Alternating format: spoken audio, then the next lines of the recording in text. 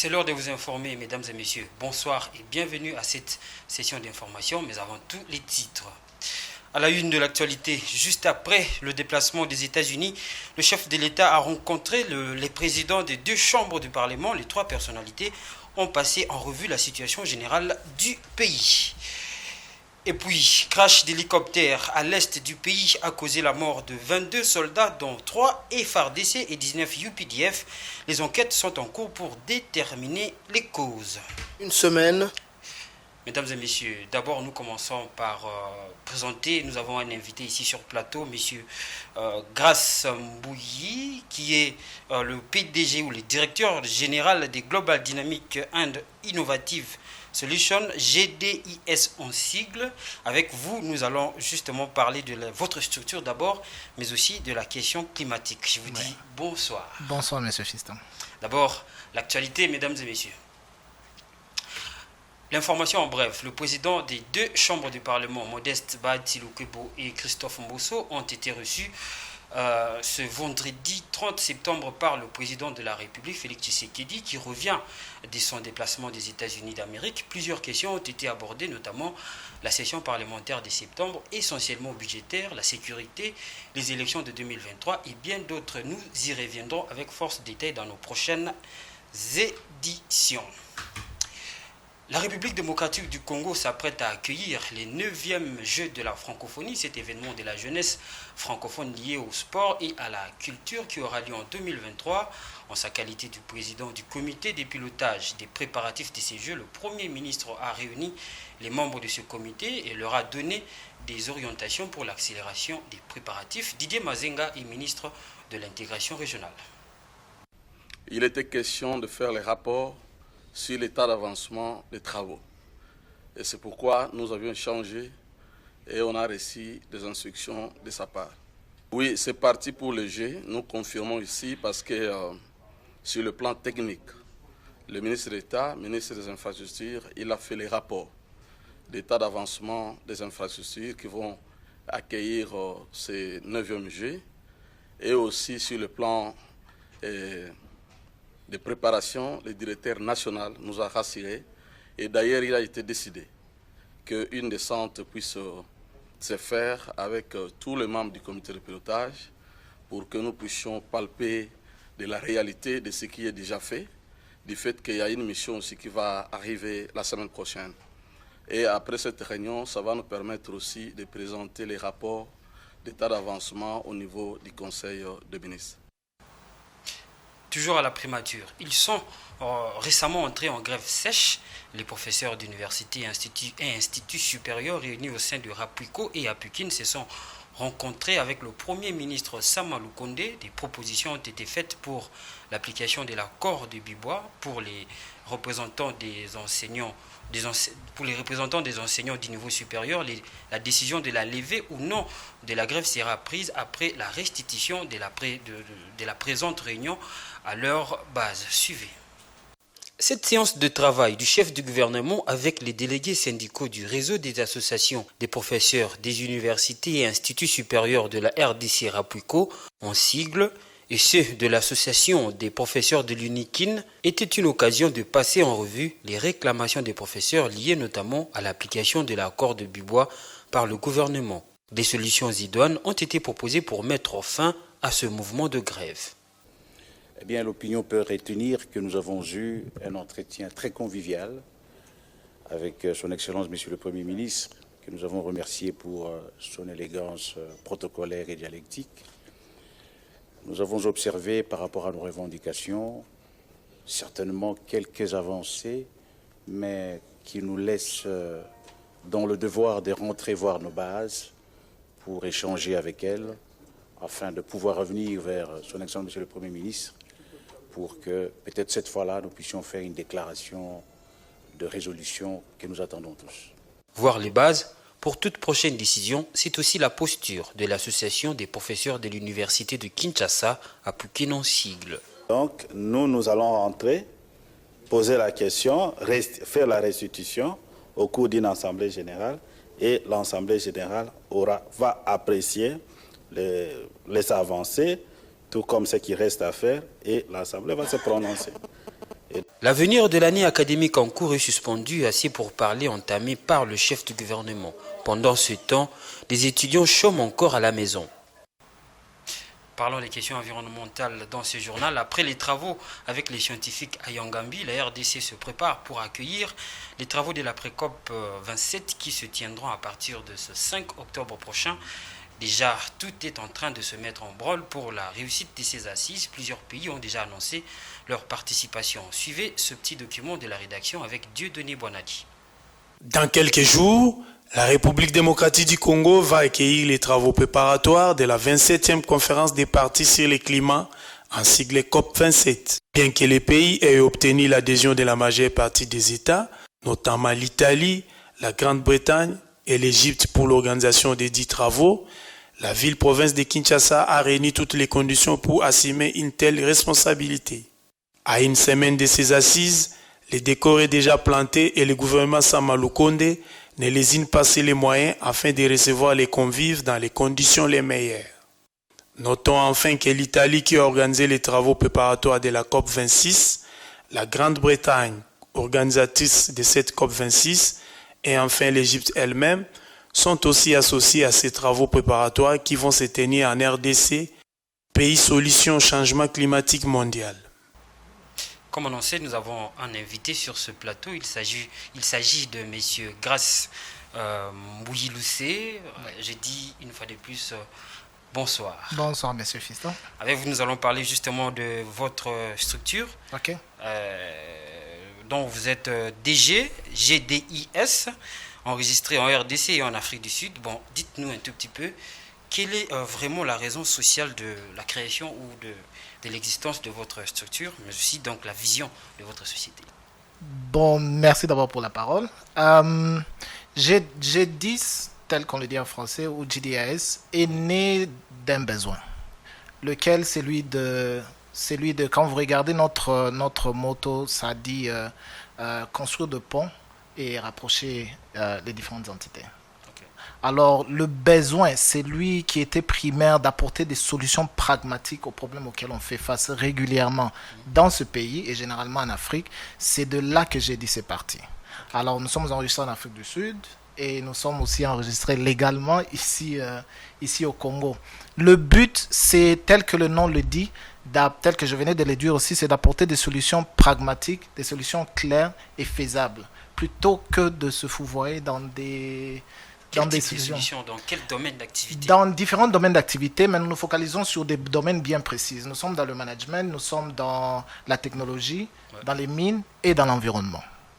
C'est-à-dire, par exemple, dans les domaines de la technologie? Dans le domaine de la technologie, nous apportons des solutions en termes de construction, mais cela va de pair. L'environnement fait une grande partie de nos activités. Okay. Parce qu'en fait, tout ce que nous faisons tourne autour de l'environnement. On construit dans l'environnement, on vit dans l'environnement, on mange dans l'environnement, on mine dans l'environnement. Donc, tout tourne autour de ça. Dans le management, on fait les cours, on a une académie de leadership qui s'appelle Image Leadership Academy, où on fait la mise à niveau des cadres et on fait aussi l'accompagnement des entrepreneurs et aussi on organise des séminaires et des colloques régulièrement dans divers sujets. Tout ça dans le but d'apporter une forme de solution dans l'écosystème économique du pays. Okay. Et vous avez dit ici que vous êtes implanté à Kinshasa, en RDC, et en Afrique du Sud. Dites-nous un peu l'historique des G10. G10, en RDC, nous sommes enregistrés depuis 2020. Okay. 2 ans déjà d'existence. 2 ans déjà d'existence, 2 ans et quelques mois, plusieurs mois d'ailleurs. En Afrique du Sud, c'est depuis 2012. Et nous œuvrons régulièrement dans diverses activités. En fait, nous nous présentons comme une firme de consultance. Okay. Mais une firme de consultance qui vient pour apporter les solutions dont les différents secteurs ont besoin d'eux. Dans le cadre du domaine environnemental, nous nous sommes focalisés dans la gestion des déchets et les déchets industriels ou les déchets toxiques, qui est un problème majeur. Ce n'est pas un problème particulier au Congo. Évidemment, surtout dans le Grand Congo. Ce n'est pas un problème unique aux Congolais ou unique au Congo. C'est un problème général partout. Mais nous devons apporter des solutions qui sont faisables. Qui dit industrialisation dit déchets. Et qui dit déchets dit traitement ou pollution. Et déjà, par exemple, dans ce domaine de déchets, quel type de solution vous proposez? Nous apportons la solution dans ce domaine précis. Nous gérons les déchets toxiques qui sont les huiles usagées, les huiles lourdes usagées. En fait, qu'est-ce que nous faisons avec ces huiles? Nous les retransformons en des huiles utilisables. Les huiles lourdes peuvent être transformées en plusieurs substituts, tels que les huiles pour les véhicules légers, ou encore nous pouvons utiliser ça dans la technologie du plastique. Ça, ce sont des huiles que vous avez transformées. Transformées déjà. Et la transformation, malheureusement, ne se fait pas sur place. Elle doit se faire ailleurs et ensuite ramener ici sur place. Donc, pourquoi ailleurs, pas ici? Pourquoi ailleurs? Parce que il y a toute une dynamique qui fonctionne autour du pays et des normes et des régulations qu'il faut observer. Alors, évidemment, comme tout investisseur ou toute personne qui vient travailler dans les pays doit adhérer à ces principes-là. Donc, nous sommes en train de mettre en place toute une machination qui permettra à ce que la transformation se fasse ici sur place. Donc, les procédures de l'implantation d'un mécanisme de transformation sont en cours. Sont en cours et nous avons déjà obtenu la certification ISO, qui est l'ISO 14001 en termes d'environnement et l'ISO 9001 qui est en cours d'obtention. Donc tout ça dans le but d'avoir une certaine qualité standard au niveau international. On va prendre peut-être un autre domaine, par exemple dans le management. Est-ce que vous avez par exemple des types d'entreprises que vous préférez ou bien vous êtes un peu généraliste? Dans tout type d'entreprise, vous pouvez apporter des expertises comme consultant en termes de management. À la lumière de là où nous sommes dans le pays, au point où nous en sommes, je ne pense pas que nous devons nous lancer dans les choix spécifiques des choses parce que tout secteur du pays a besoin de quelque chose. Voilà. Alors, ce qui fait que nous sommes ouverts à tous les secteurs en général. Et oui, il y a les banques, il y a les mines, il y a les entreprises privées et ainsi de suite. Présentement, nous venions de finir la formation avec une banque de la place, que je ne citerai pas le nom. Donc, donc avec une banque de la place et puis avec une mine aussi du pays. Donc, on va avec petit à petit, mais régulièrement, nous tenons des formations avec les entrepreneurs, surtout les jeunes, pour les amener à comprendre qu'il faudrait mettre la main à la pâte. Le problème du Congo n'est pas particulier à une seule personne. Ça demande l'apport et la contribution de tout le monde pour qu'ensemble nous allions de l'avant. Donc, nous apportons notre pierre de contribution dans cette construction. Si je peux parler un peu en termes d'exploit, ça sera vraiment plus en termes de chiffres. À quel type vous pouvez déterminer les entreprises ou les structures avec lesquelles vous avez déjà travaillé? Quand vous dites chiffres... C'est-à-dire combien d'entreprises avez-vous déjà aidé avec vos services de consultance? Je ne pense pas que ça serait une bonne idée de se lancer dans la quantification des choses. Sinon, c'est chanter et à tout tambour battant. Non, on est en train de faire... Nous ne sommes pas les seuls dans le domaine, et ça, il faudrait préciser. Il y a plusieurs entreprises qui le font. Comme je venais de le dire tout à l'heure, ça demande la participation collective de tout le monde. Mais ça ne demande pas la quantification spécifique de ce qui s'est fait. Sinon, tout le monde chanterait ses louanges même quand il n'a rien fait. Donc, nous le faisons dans la mesure du possible et dans le peu que nous sommes capables de faire. Et puis, nous laissons le reste aux autres. Revenons un peu avec les déchets. Parce que nous avons vraiment un problème sérieux dans la ville de Kinshasa. Par exemple, avec les déchets plastiques. Est-ce que vous vous intéressez aussi à ce domaine? Le problème des déchets, je vais parler en termes généraux. Okay. L'environnement est un problème de tout le monde. Voilà. Il y a un adage qui dit qu'un corps sain dans un esprit sain, ou vice-versa. Mais un esprit sain dans un corps sain dans un lieu sale, automatiquement ne sanctifie plus le corps et l'esprit. Donc, il est impératif que ce soit la responsabilité de tout le monde. Cet exercice doit commencer à la base. Les politiques, évidemment, dictent la politique. Les législateurs passent les régulations. Mais le reste doit être filtré jusque dans la population. C'est une éducation qui doit partir de la base. Oui, personnellement, nous ne pouvons pas tout faire. Le Congo est trop grand pour qu'une seule personne s'en accapare. Ainsi, il y a plusieurs acteurs dans le domaine dans le domaine environnemental, chacun se focalise sur un domaine spécifique parce que c'est trop vaste. Le problème de plastique, le problème des ordures ménagères, le problème des déchets industriels et commerciaux, le problème des déchets toxiques, chacun dans son coin fait une part du travail pour être en mesure de résoudre ce problème. Moi, je pense par contre qu'il faut aborder le sujet en termes de qu'est-ce que nous devons faire pour amener tout le monde à participer dans la résolution du problème environnemental au Congo. Je crois que là, c'est quelque chose de très important qu'il faudrait faire pour que nous tous nous mettons la main dans la pâte et que nous apportons la solution et que nous assainissons nos villes. Vraiment, c'est très important. Est-ce qu'on peut parler, justement, la RDC aujourd'hui est présentée comme un pays solution au niveau mondial. Il y a vraiment, le gouvernement, c'est-à-dire les autorités font beaucoup de bruit sur la question. Est-ce que partagez-vous cet avis? Pays solution, définitivement, c'est vraiment un pays solution. Réellement, c'est vraiment un pays solution. Mais il y a un problème.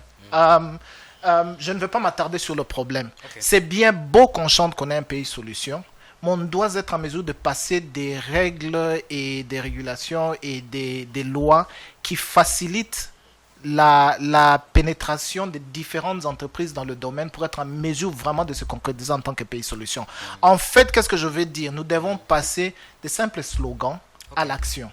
Et pour être en mesure de le faire, nous devons appeler tout le monde. Nous devons encourager les gens d'entrer dans le domaine environnemental. Il y a peu de gens qui entrent dans le domaine environnemental. Tout le monde veut aller dans le domaine minier. Tout le monde veut aller dans le domaine banquier. Tout le monde veut aller, je ne sais pas dans quoi d'autre. Trop peu veulent, je ne sais pas, peut-être qu'ils se disent que c'est de la saleté, mais sans ça, on vivrait dans du n'importe quoi. Donc, je suis tout à fait d'accord avec eux, avec le gouvernement. Je suis tout à fait d'accord avec cette phrase-là. Oui, nous sommes un pays solution, mais nous devons concrétiser et mettre en place tous les moyens possibles pour être effectivement ce pays solution-là.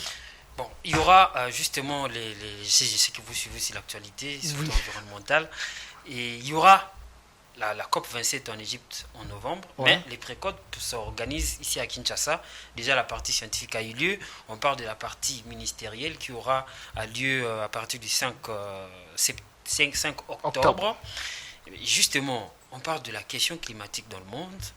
On parle même de la question climatique au Congo, parce que nous sommes aussi parmi les pays tout autant solutions que victimes.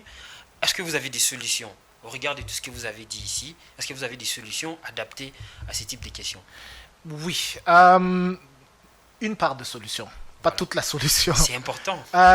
Il y a plusieurs activités qui se tiennent à travers le pays, à travers le continent, à travers le monde. Mais toutes ces solutions doivent être en mesure de converger vers un seul point pour atteindre un seul objectif.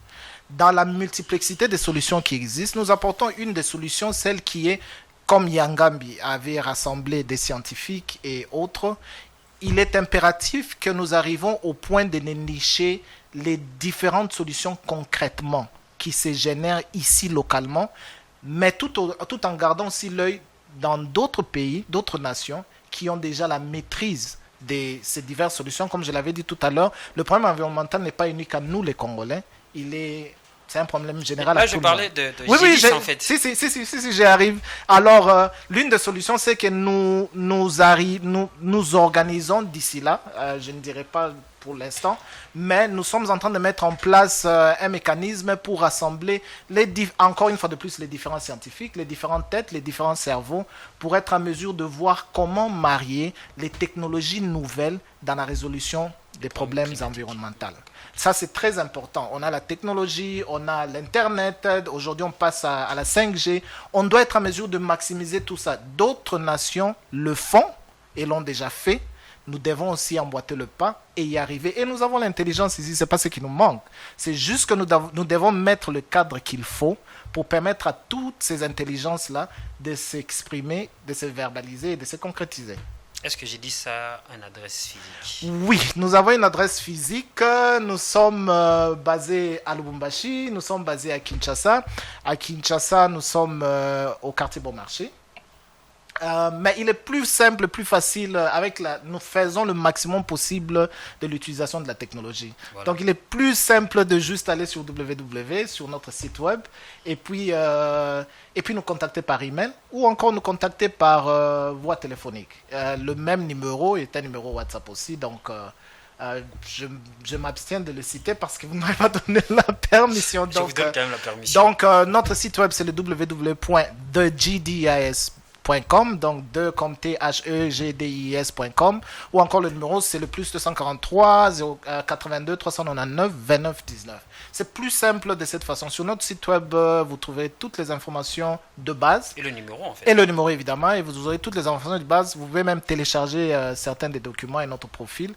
Et puis, un dernier mot. ça. Vous en avez? Un dernier mot, c'est que je dirais à nos téléspectateurs, c'est que l'environnement est un problème de tous. Okay. Ce n'est pas un problème particulier ou unique au gouvernement. On ne peut pas continuellement rester là en disant que le gouvernement vienne regarder ça. C'est notre responsabilité à nous tous. Du moment où tu bois de l'eau dans une bouteille à plastique, rassure-toi que tu trouves une poubelle où tu vas jeter ça, plutôt que de larguer ça juste dans la route et attendre ce que le gouvernement vienne faire ça. Donc, pratiquement, c'est ça. Merci beaucoup, monsieur Grace Mbouiloussé, d'être passé à Géopolis Télévision, mais aussi à cette grande édition du journal. Je rappelle que vous êtes directeur général de G10. G10. Voilà. Merci d'être passé, comme je l'ai dit. Merci beaucoup. Nous poursuivons avec l'actualité. Ouverture ce vendredi 30 septembre de la session ordinaire de l'Assemblée provinciale de Kinshasa, consacrée essentiellement à l'édit budgétaire 2023. Le président de cet organe délibérant a, dans son mot d'ouverture, salué les efforts consentis par les députés provinciaux dans le suivi des dossiers sur le plan législatif. Leur mandat est en train de connaître une motion abondante, a renchéri le président de cet organe. C'est devant les vice-gouverneurs de la ville-province de Kinshasa que le président de l'Assemblée provinciale, Godin Poy, a ouvert solennellement la session ordinaire de septembre, essentiellement budgétaire. Il a souhaité une bonne rentrée aux députés provinciaux et leur a demandé de déposer les rapports des vacances parlementaires dans les délais, conformément à l'article 124 du règlement d'ordre intérieur de l'Assemblée.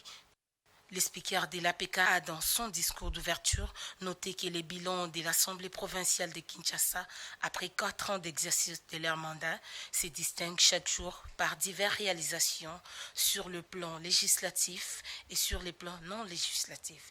Sur le plan législatif, il faut dire que le mandat est en train de connaître une moisson abondante. En matière de réalisation sur le plan législatif, Godin Poy a fait savoir que l'Assemblée provinciale de Kinshasa, en qualité d'autorité budgétaire, l'Assemblée provinciale de Kinshasa a, en sa qualité d'autorité budgétaire, ne cesse de noter au gouvernement provincial des conséquences et des crédits budgétaires pour réaliser plusieurs projets visibles à impact social.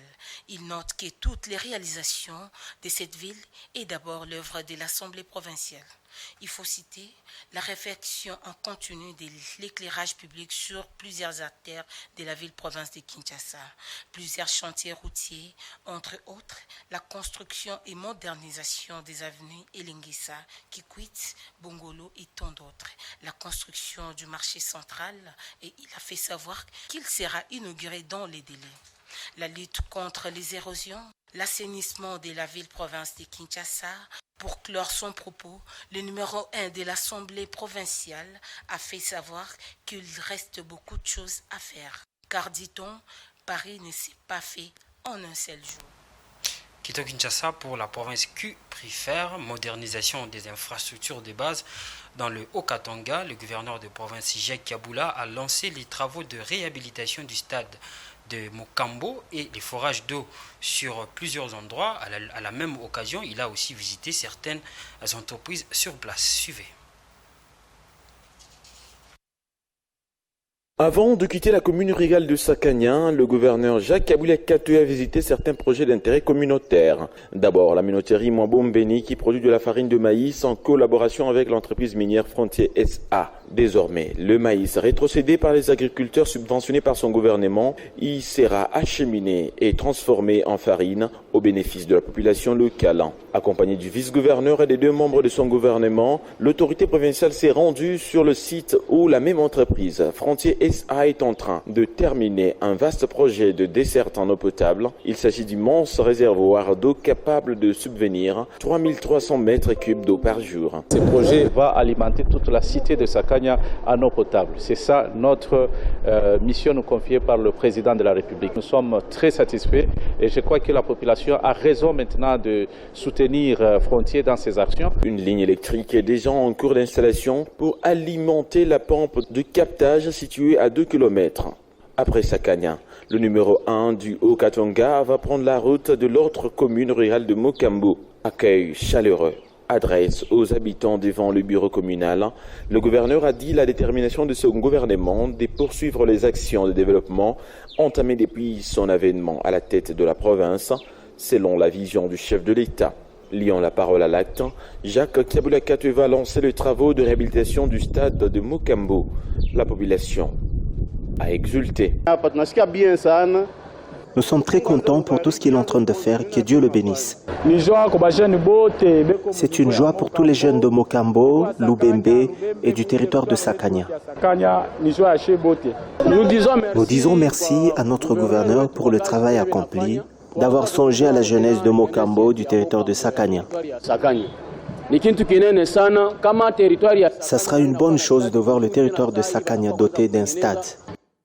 Pendant ce temps, encore une fois, sur financement du gouvernement Kabila, le forage d'eau et l'aménagement des bornes et fontaines se poursuivent également à Mokambo comme sur la route Sakanya-Lonchi. Partons maintenant vers la province sœur de Lualaba. Trop d'accidents routiers faisant mort d'hommes sur la nationale numéro 39 dans la province de Lualaba. Les mesures préventives sont prises par le gouvernement provincial dans le but de mettre fin à ce fléau. C'est notamment le placement des panneaux de signalisation, des marquages au sol et les recyclages des policiers routiers. Les précisions du ministre provincial des Transports, Maître Damien Pichundaï, qui appelle les chauffeurs au sens de responsabilité. Suivez.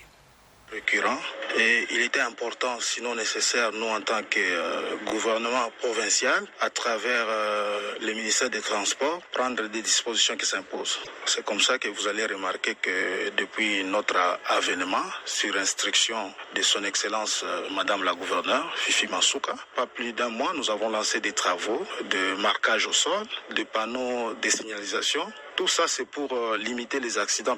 Ce n'est pas seulement pour la ville de Kolwezi, mais c'est pour toute la province. Donc, c'est une politique d'anticipation. Déjà, avant que l'accident, parce que c'est un accident de trop, on avait déjà déployé des équipes là-bas pour faire un état des lieux. Nous avons déjà pris une série de mesures, renforcer un peu la police de circulation de ce côté-là. Et puis, malgré que c'est des routes en terre bâtie, nous allons mettre des panneaux de circulation. Tout ça, c'est dans le souci de prévenir les accidents. Madame la gouverneure ne cesse jamais de sensibiliser les chauffeurs de camions à être plus responsables. Parce que pour la plupart des cas, comme vous le savez, monsieur le journaliste, si ce n'est pas l'ivresse au volant, c'est des excès de vitesse ou de mauvais dépassements.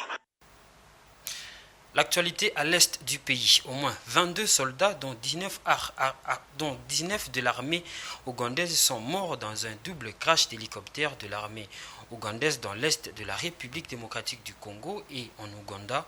Les causes de ce drame ne sont pas connues. Une enquête a été ouverte. Patrick Ilunga pour le commentaire. L'armée ougandaise en a payé le lourd tribut. 19 de ses officiers ont perdu la vie lorsqu'un hélicoptère s'est écrasé sur la troupe au sol à la frontière avec la RDC. En un jour d'écart, un autre hélicoptère a connu un accident faisant 3 morts parmi les militaires congolais. Des sources militaires de Kampala renseignent que le pilote de l'appareil d'origine ukrainienne est aussi mort sur le coup. Les causes de ces 2 drames ne sont pas encore connues. Selon le ministère ougandais de Défense, L'hélicoptère qui a tué 19 officiers ougandais sortait fraîchement d'une réparation technique. A priori, les autorités privilégient la thèse d'un problème technique ou d'un accident. Mais les mêmes autorités ont ordonné l'ouverture d'une enquête pour déterminer les vraies causes du double crash. Selon un communiqué du ministère ougandais de la Défense, les 2 hélicoptères étaient en opération offensive contre les terroristes des forces démocratiques alliées ADF. L'armée ougandaise est en opération dans l'est de la République démocratique du Congo depuis fin novembre de l'an dernier aux côtés des troupes congolaises contre ces ADF, une rébellion d'origine ougandaise aujourd'hui affiliée à Daesh qui la présente comme sa branche d'Afrique centrale. Mesdames et messieurs, vous suivez la grande édition sur Géopolis Télévision. Maintenant, place à la page internationale.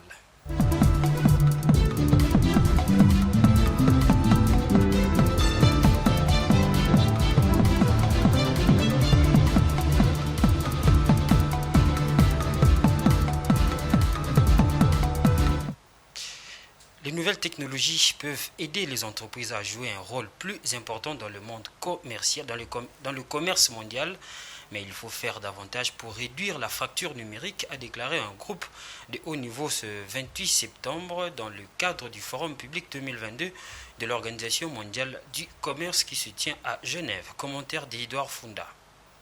L'action coordonnée sur l'utilisation de la technologie dans le commerce mondial est plus importante que jamais au moment où le monde est confronté par une série de crises sans précédent, notamment la pandémie, la restructuration de la chaîne d'approvisionnement, l'insécurité alimentaire, la pénurie d'énergie et la récession économique ont soutenu les experts de ce forum public 2022 de l'OMC. Ces experts ont martelé que la numérisation pourrait être un moteur clé de la croissance économique à condition que les mesures soient prises pour uniformiser les règles du jeu et soutenir ceux qui se voient refuser l'accès numérique. Actuellement, 40% de la population mondiale n'a pas accès à l'Internet et beaucoup d'entre eux n'ont même pas accès à l'électricité. La pandémie avait un impact social et économique grave sur l'Afrique. Cependant, des milliers d'entreprises africaines ont utilisé les plateformes numériques pendant la pandémie pour élargir leur base de consommateurs et toucher de nombreux autres pays. Il existe un énorme potentiel pour les entreprises africaines de saisir les opportunités numériques, ont fait savoir ces experts, signalant ainsi que l'Afrique ne représente que 2,5% du commerce mondial et que 60% de la population africaine a moins de 30 ans. Si les décideurs peuvent mettre en place des bonnes règles pour le commerce électronique, non seulement les pays développés, mais aussi les pays en développement en bénéficieront. Ces experts ont également souligné la nécessité d'exploiter les opportunités offertes par la zone de libre-échange continentale africaine qui contribuera à la suppression des barrières commerciales. Retenez que le forum public rassemble les gouvernements, les secteurs privés, la société civile, les universitaires et les consommateurs pour examiner comment le système commercial peut contribuer à soutenir et à maintenir une reprise économique inclusive. Environ 3200 personnes se sont inscrites pour assister au forum de cette année avec 147 sessions et plus de 670 conférenciers programmés au cours de cet événement de 4 jours. C'est sur cette note que nous mettons un terme à ces journaux. Place maintenant au rappel des titres. Juste après son déplacement des États-Unis, le chef de l'État a rencontré le président de 2 chambres du Parlement. Les 3 personnalités ont passé en revue la situation générale du pays. Et puis, un double crash d'hélicoptère à l'est du pays a causé la mort de 22 soldats, dont 3 FARDC et 19 UPDF. Les enquêtes sont en cours pour déterminer les causes. Ce journal est complètement terminé, mesdames et messieurs. Merci de l'avoir suivi. Restez branchés sur l'actualité, sur Géopolis Télévision. L'actualité est en continu sur www.geopolismagazine.net.